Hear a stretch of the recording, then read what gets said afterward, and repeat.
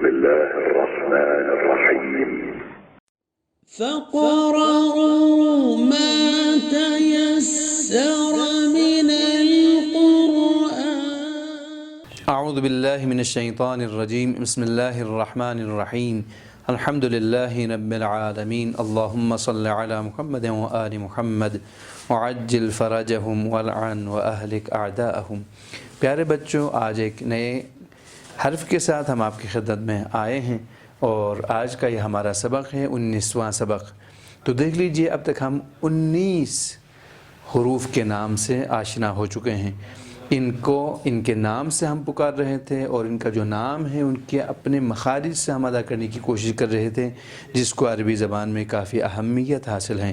نماز کے اذکار، نماز کے اندر پڑھی جانے والے قرآنی سورے، قرآن مجید کی تلاوت، دعائیں، ان سب کی تلاوت اور قرأت میں ان حروف کا بہت بڑا دخل ہے اور ہمارا کام آئے گا۔ تو آئیے ہم حسب معمول سب سے پہلے اس حرف کی شکل کو کھینچ لیتے ہیں اور اس کے بعد اس شکل سے آشنا ہوتے ہوئے ساتھ ساتھ ہم اپنے سبق کو آپ کے لیے دہرا کر آپ کے ذہن میں بٹھانے کی اور آپ کو اس کے مخرج سے آشنا کرانے کی کوشش کرتے ہیں۔ تو ہم نے پچھلے ہفتہ جس حرف کو پڑھ لیا تقریباً یہ اسی شکل میں ہی ہے، صرف معمولی آپ فرق محسوس کریں گے۔ وہ کیا ہے ابھی عرض کرتا ہوں۔ دیکھ لیجیے اس کا نام کیا تھا؟ عین۔ آپ نے پہلے ہی پڑھ لیا ہے اس سے پہلے والے سبق میں۔ آج اسی کے اوپر اگر آپ ایک نقطہ اضافہ کریں تو اس کی آواز بدل جائے گی، اس کا نام بدل جائے گا۔ دیکھیں غین، خوبی یہ ہے کہ اس حرف کے اندر بھی آپ کی آواز میں بھاری پن آنی چاہیے۔ دیکھیں آپ کی آواز پورے منہ کو بھر دے۔ مجھے دیکھ لیجئے گا اور میرا نقل اتارتے جائیے گا۔ غائن غائن غائن غائن غائن۔ اگر ادا کرتے ہوئے کوئی سختی ہو تو اس طرح سے نقل اتاریں، اغ اغ اغ۔ دیکھیں یہ جو آواز ہیں اسی کو آپ ادا کرنے کی کوشش کریں، غائن غائن۔ آئیے ہم رنگ بھرتے ہیں اور رنگ بھرتے ہوئے اس حرف کو ادا کرنے کی کوشش کریں گے۔ غائن غائن غائن غائن غائن غائن غائن۔ آپ اپنی کتاب میں کیا کریں گے؟ سب سے پہلے اس میں رنگ بھریں گے اور رنگ بھرتے ہوئے اس حرف کو اس کے نام کے ساتھ ادا کرنے کی کوشش کریں گے، جس طرح ہم بار بار آپ کی خدمت میں عرض کر رہے ہیں کہ حرف کو بڑا کر کے لکھا جائے یا چھوٹا لکھا جائے، پڑھنے کے اعتبار سے، اس کے نام کے اعتبار سے اس کے اندر کوئی فرق نہیں پڑتا۔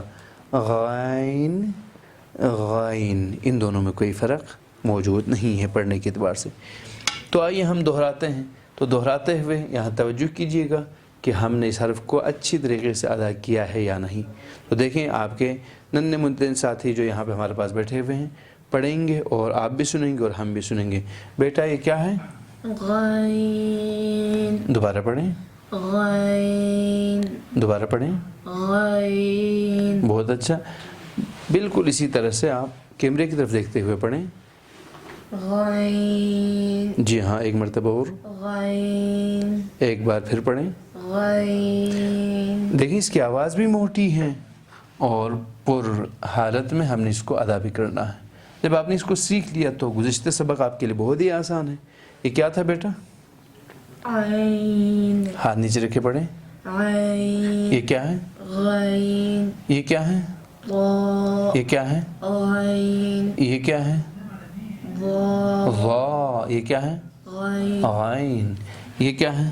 صاد اور یہ کیا ہے؟ ضاد یہ کیا ہے؟ طا اور یہ کیا ہے؟ وا اور یہ؟ غین۔ آفرین۔ تو دیکھیں اب تک ہم نے جو کچھ پڑھ لیا تھا ہم دوہرا بھی چکے ہیں۔ تو آئیے ہم سابق جو کچھ اب تک ہم پڑھ چکے ہیں سیکھ چکے ہیں اس کو دہراتے ہیں، اس لیے کہ ہم ہر سبق میں ان کو دہرا کے اپنے پاس محفوظ کر لیں گے تاکہ قرآن کی تلاوت کے دوران کوئی مشکل پیش نہ آئے۔ یہ میں لکھ رہا ہوں بیٹا، یہ کیا ہے؟ حمزہ یہ کیا ہے؟ با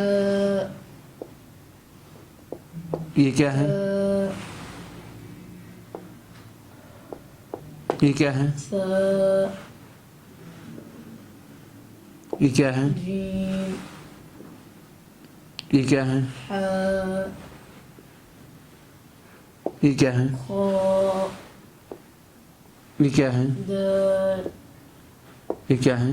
ذال یہ کیا ہے؟ را یہ کیا ہے؟ زا یہ سین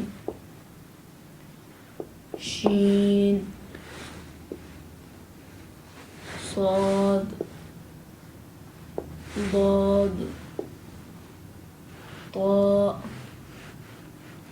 آخر میں حمزے کی آواز نہیں آنی چاہیے، دوبارہ پڑھیں۔ طا ضا عین غین۔ اب دیکھیں اس طرح سے میں نے لکھ لیا کہ اس کی ترتیب بدل جائے۔ اب آپ پڑھیں گے تو پھر آپ نے پہچانا ہے یا نہیں ہمیں اندازہ ہوگا۔ دوبارہ پڑھیں گے بیٹا یہاں سے، حمزہ ثا دال حا بلند آواز میں پڑھیں۔ حا را ضاد ذال سین غین تا صاد جیم زا عین شین طا با خا ضا دیکھیں، اور یہ کیا تھا آج کا ہمارا نیا سبق؟ غین۔ غین، آفرین۔